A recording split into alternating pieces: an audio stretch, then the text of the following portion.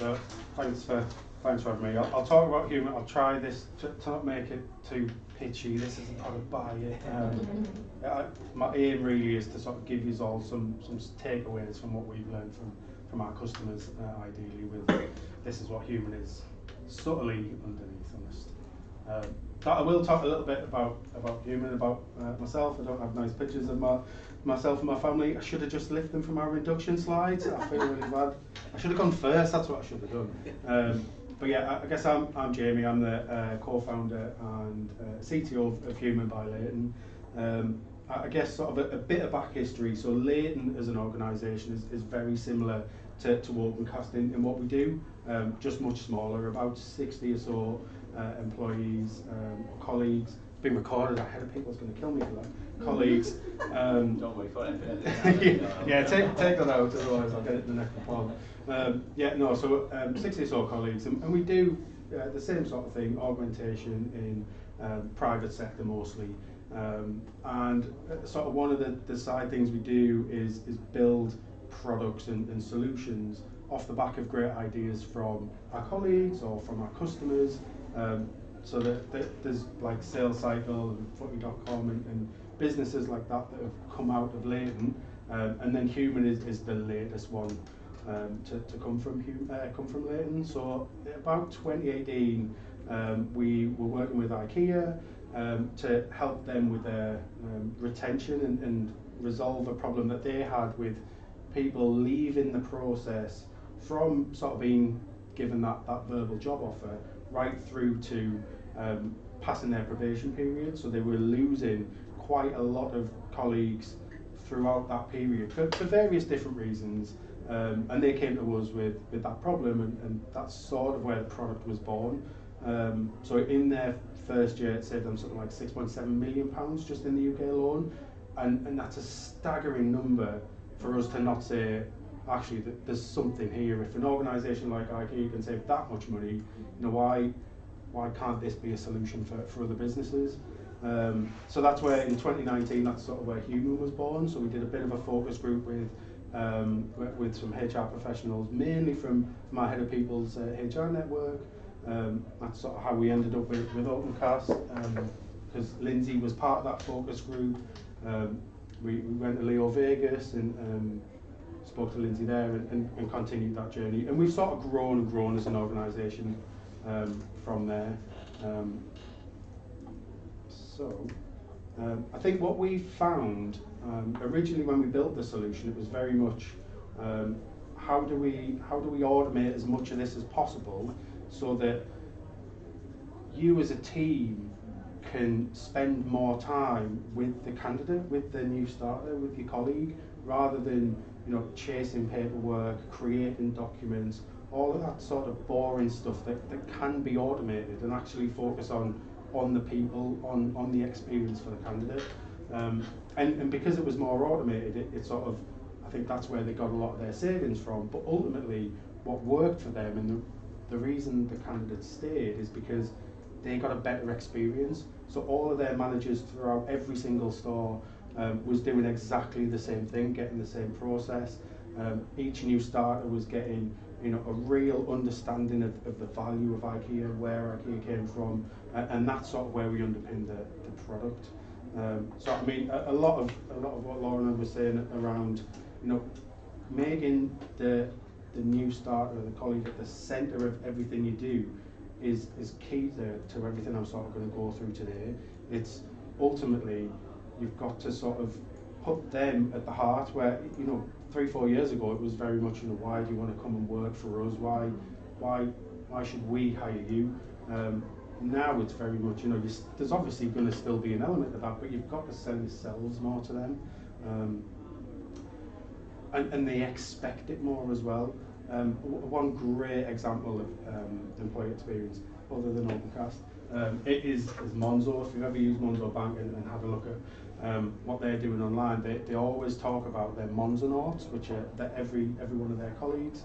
If you search Monzonaut on LinkedIn, you'll get everybody calling out one person who's their onboarding lead, and how great the experience is. And that for me is the pinnacle of what we're sort of trying to do in every organisation.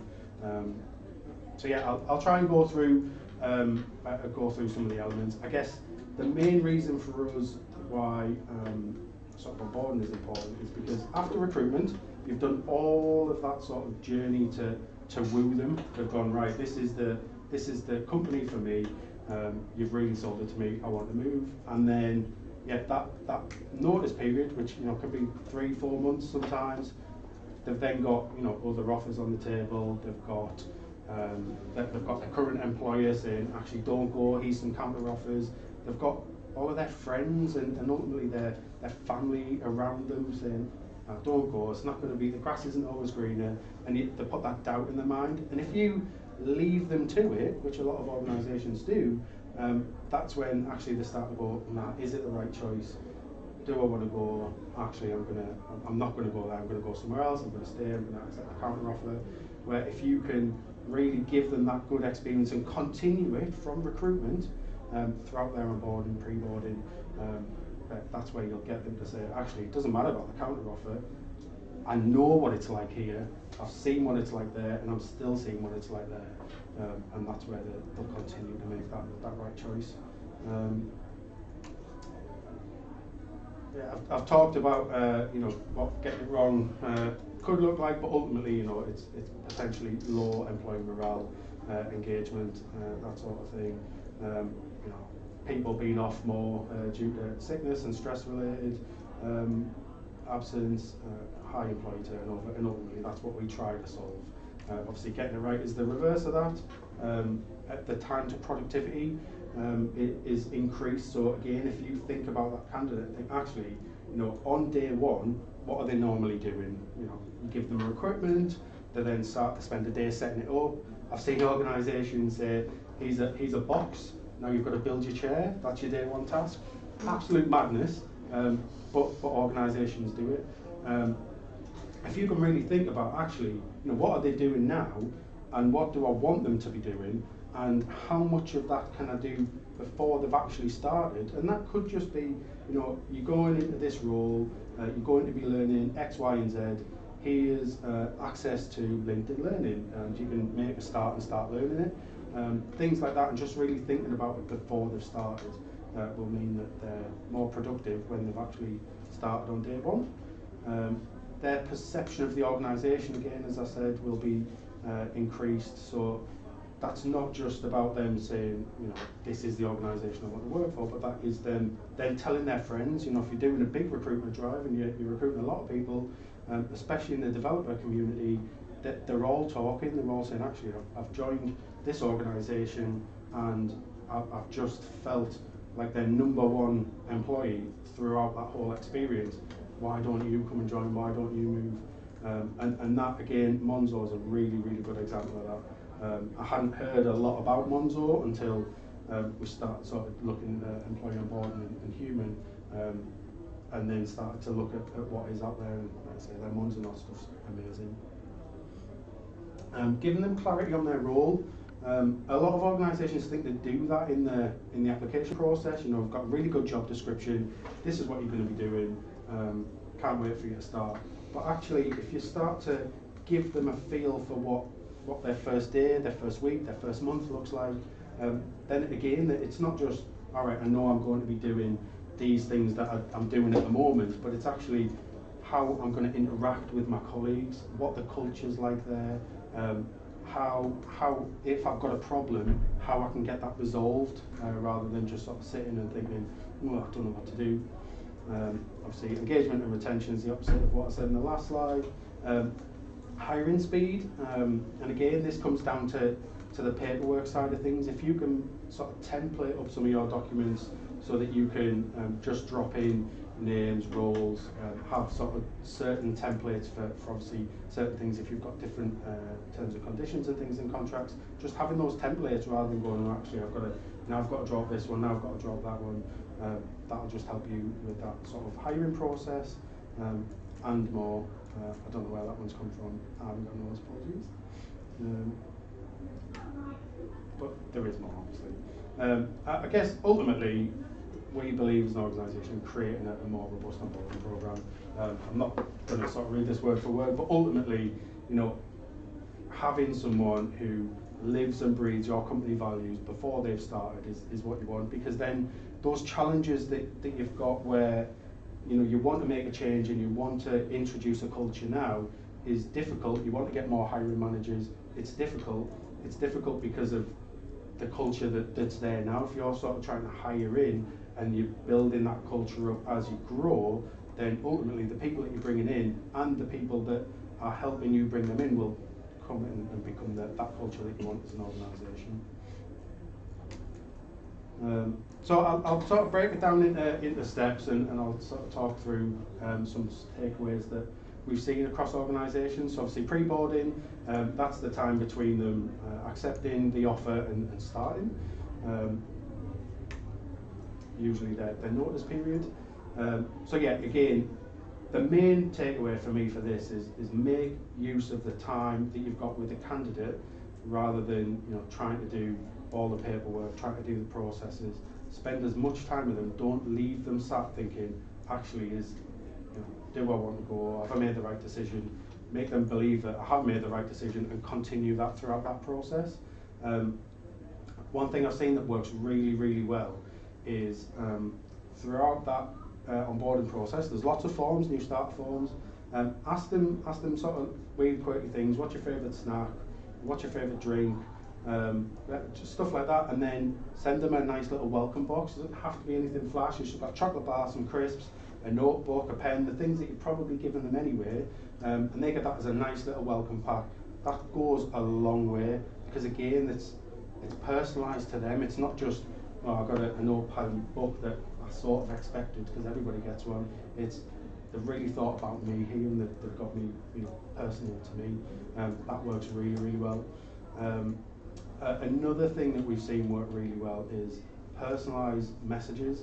Now, it's depending on your structure and your hiring manager. Sometimes it's harder to get the buy-in from from your managers. But if you can get your managers bought in and get them to record a little video that says, look, can't wait for you to start. These are the sort of things that you're going to be doing on week 1, day 1, week 2, month 1, whatever it might be. Again, that goes a really, really long way in getting that personalised message, and sort of for that new start thinking they really, really understand me and what I'm going to be doing. You can always have a more generic version of that. That still works if you don't have that at the moment, and it's more welcome to the organisation, this is what we're about, but then also welcome to the team, and this is the sort of thing that we do in this department or this location. Again, goes a long, long way. It doesn't necessarily have to be personalised, but it's just doing that extra step that not a lot of organisations are doing, and we find that engagement levels are really a lot higher when people go through that experience. Obviously, making sure everything is all the dots are dotted and the T's are crossed as quickly as possible. Really get that sort of stuff out of the way. Again, it is expected, it's needed, everybody knows that it's going to be there. But try and do that really quickly, if the candidate will supply it quickly. But then focus on the softer stuff, on the experience side of things. One thing on there actually, I've sort of seen recently that I do want to quickly touch on is popping there, make sure the benefits are outlined.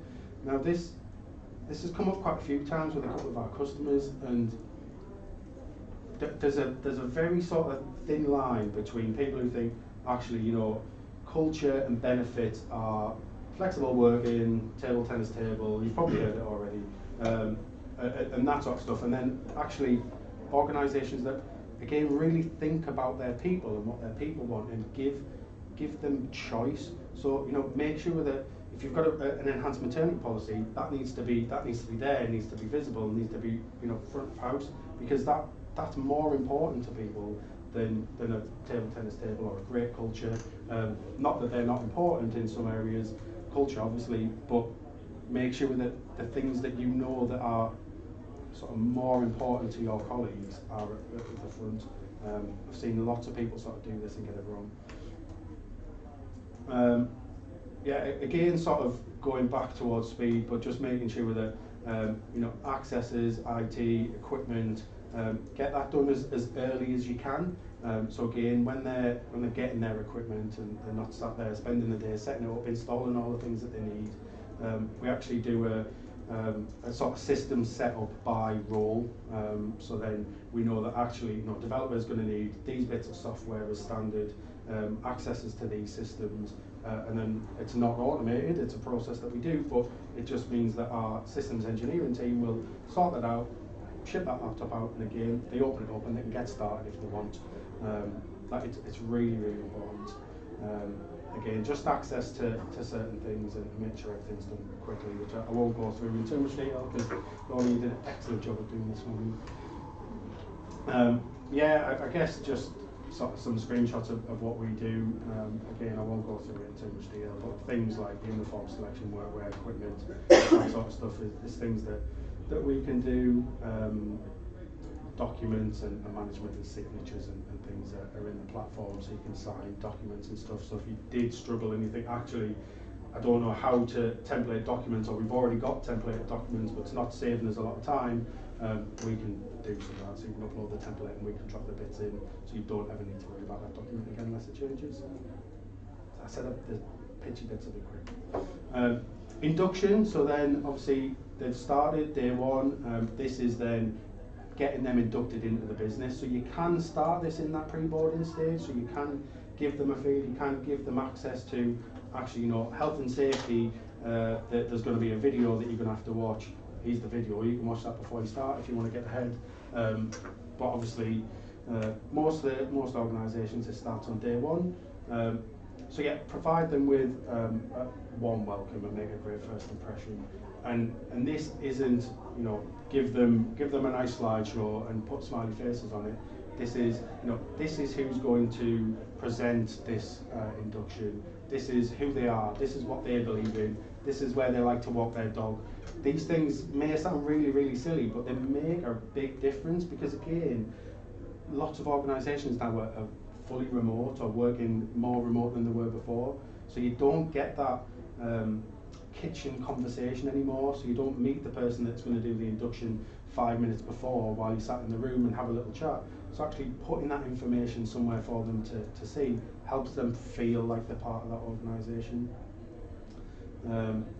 Have the team welcome the new hire. So this sort of goes back to that video. If you can do a team video, that it works really, really well. And again, if you can get them to record it for each new starter, it's a big ask, but it works even better than the generic one.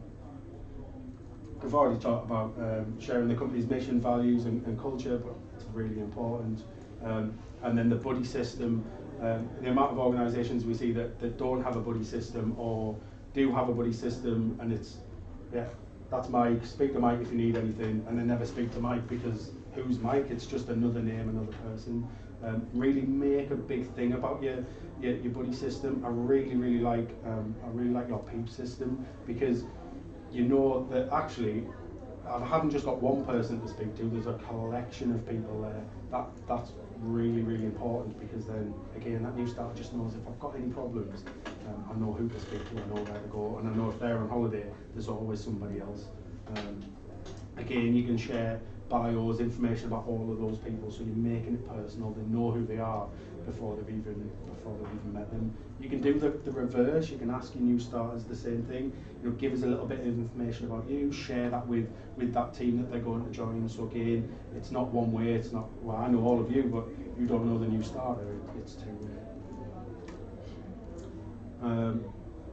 Scheduling and organisation of the inductions is massive. So what we find similar with the recruitment and the interviews is lots of people will do, if you're recruiting ad hoc and you're not doing one intake of 50 people at the end of the month, you'll end up doing 4, 5, 6 induction sessions of the same thing, because you don't know actually how many people I'm going to have come in that month. So again, just try and schedule that and get it so that whoever's going to be taking those sessions knows that, you know, the second week of the month I'm going to be doing my induction sessions.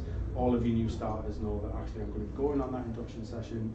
Yeah, scheduling is really, really important, and like I say, not a lot of organisations do it really well. Sharing your team's organisational structure, again, really good thing to do. Even if you're not a sort of traditional top-down organisational structure, it's still good to do, because again, they know, right, I've got these people here that I can speak to if I've got a problem. I know that actually if I've got a problem with something else, I can speak to, this is the HR department, or this is a finance department. Again, making it personal. They're not scared of going to the finance team and going, well, actually I'm being paid, probably because the bank details was a digit wrong, because they filled out a form and they wrote a 6 that looked like an 8. But again, making it easy for them to speak to those people.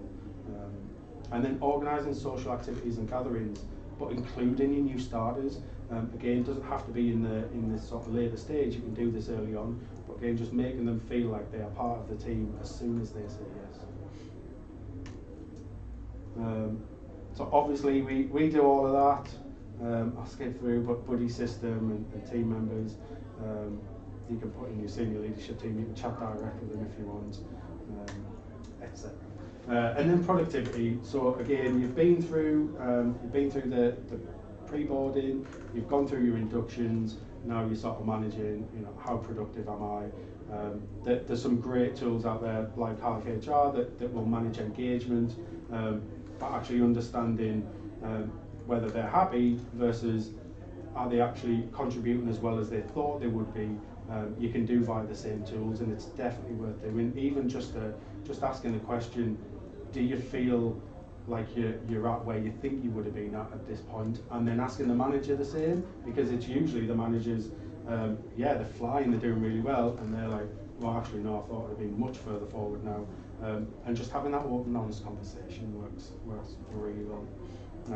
Obviously setting goals and objectives.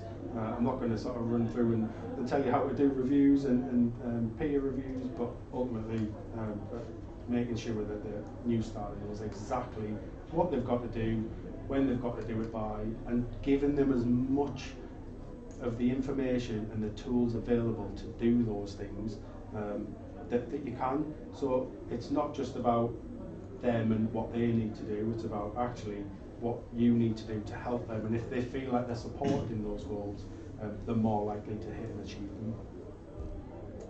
Regular check-ins and one-to-ones is massive. So again, it doesn't have to be the hiring manager, it can be their buddy, it can be that team. Just making sure that they feel like they've got a voice, and that voice is listened to, not just that, well, I can speak to someone but it's not going to go anywhere. Actually doing something with it and helping them. Tracking and managing required training and inductions. So again, setting out that learning plan, that learning path, what they want to be doing, what you sort of need them to be doing, and meeting somewhere in the middle. And again, just setting that for them is key. Obviously we do that. I'll skip through that. I guess this is my takeaway slide, but it's quite long. But ultimately, it's just about that experience. I can't express that enough. I'm probably sick of me saying it, but really, the new starter, if they feel like they're having a really good experience, even if the content and the things that they're doing isn't as great as you know it could be, by just setting them off on that path and building on it and improving on it, you'll find actually not only is that new candidate having a great experience, but they're telling everybody else, the rest of the team, if they're involved in that as well, they're thinking, well, actually, I wish I had this when I started. I'm going to give them all of the things that I never had, and then they become engaged. And that, for me, is the best way that I've seen that culture can be created with an organisation. So you go through those steps first to find out what the culture is, the stuff again that Lorna showed around getting what the values are, but then living them on both sides and getting the team in. Is the best way to get the best onboarding. That's my last slide. Any questions?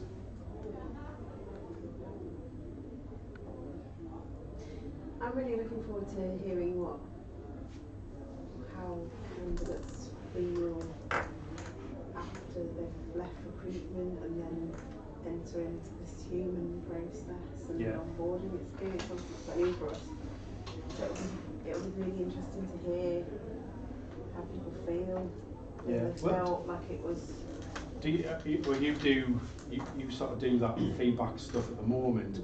It'll be nice to sort of see exactly how that changes for them, because it's obviously it's good now, but then what benefit are they seeing from the platform, and are they seeing the benefit that we're seeing in other organisations from our point of view? Yeah. Because I think I feel like I'm just blown up and cast trumpet now, but the great thing about working with you is I'd love to say, everything you're doing was our idea. We did it. We're onboarding. But actually, all we've done is put your ideas and your content into our system, and that's the dream. Because really, what we're doing is we're not providing a platform that will give a great experience. You're giving a great experience, and we're sort of saving you time with the process. And for me, that's the perfect relationship. And it'd be great to see from that side. Because there's very few, I do stress, very few organisations that do it so well. It'll be nice to see, actually, as an extension of what you're doing, what's the feedback off the back of that? Because the feedback we normally get is, it's more internal, but it's the candidates have never seen anything like this. They've worked at similar organisations where the onboarding's been atrocious, or paperwork's been lost, or it's always bank deals. I use that example of someone saying that they've not been paid. You'd be surprised at how often that happens. I mean, you might not be surprised, but where people don't get paid and you pay someone else because they've written on a form, they've scanned it in, they've sent it across, and then their handwriting, I mean, my handwriting's atrocious, so it didn't happen to me, luckily. But you put in the wrong number, or you've got to ring them, you've got to clarify, all of that sort of stuff. It's a bad experience if you've got to ring them and say, I can't read this, can't do that. It sort of sets you off on the wrong foot. That's the sort of feedback we get, but it's very different because you're sort of giving that experience now. I guess some of it's the same because they're not all OpenCast employees going back to OpenCast, but it'll be nice to sort of see actually how the feedback differs from what you're already getting. Yeah, you get to see the quality, like the contrast between like pre-human and then like post-human. Yeah. And like for us, when we talk about the quality thing, we want to know how people are feeling, but then like adding something like human in, like is that really enhancing it further, which I would assume it will do, like definitely. Well, that's what I think. I think the feedback that you'll get, and this is finger in the air, I think the feedback you'll get will be similar feedback, because ultimately for the new starter, they're just getting what your old new starters were getting. Sounds awful. What your previous new starters were getting, but just in a different way in the platform. So the kind of feedback I think you'll get will be the same. They're getting an experience, they understand the organisation, they're living the values well before they've started. I think where the benefit is that for you as an organisation is in the actually, managing that process and doing that paperwork and managing them through. But they are also going to be getting like quicker interaction with the people experience partner as well, which is like now it's people experience partner comes in like a few days before, whereas now they've got access to they can chat to the person through humans, so that's quite cool. And how does it fit in with like other systems, or like your HR system, how does it work with It doesn't connect with Lever, the ATS, but it does, I think, connect with some other systems. Are you using People HR? Well, I think you were, and then changed maybe. We do have integrations. So we're not in. I don't think we're integrating with anything with OpenCast at the moment. No, maybe not. But yeah, we can integrate from ATS to HR. So on a practical level, so you've sent it, you've made the offer. Do you then get an app, or what's the and then that's how you contact that person through human, or so it's a web app. It's mobile accessible, so you can access it on your phone. You can brand it to your organisation, so it's not. It doesn't feel like I'm using human. You can change the URL and you can have it as your own URL. You can send emails from your own domain. So it very much looks like it's your onboarding solution, and you can tailor it, you can customise it. The OpenCast instance. I was going to put some screenshots in. I thought, I best not, because I'm not supposed to learn it. But yeah, you can really make it look like and feel like your brand. So even if somebody came from Opencast and they'd been through human, and then they went through human somewhere else, that they wouldn't necessarily know, because it can look so different. And does the experience end at end of probation? Like, when's your human experience end? Does it like As how a does it standard, integrate into the other stuff? as a standard, it's sort of from verbal offer at recruitment stage until your probation review, and then we do the handoff to your HRM system. Right. But it doesn't have to be that, so you can have variations thereof. I don't think you were using you've got your own review system. I don't think you're using our reviews, probation reviews. But again, you can work with it however you want. We do have customers that use our review system throughout the lifespan of their employee profile, because they don't have a review system. So it's sort of custom in that way. But generally speaking, it's up until probation period. Sorry, Jamie, I'm going to have to... Yeah, that's fine, a little bit late, but thank you very much for that. That was amazing.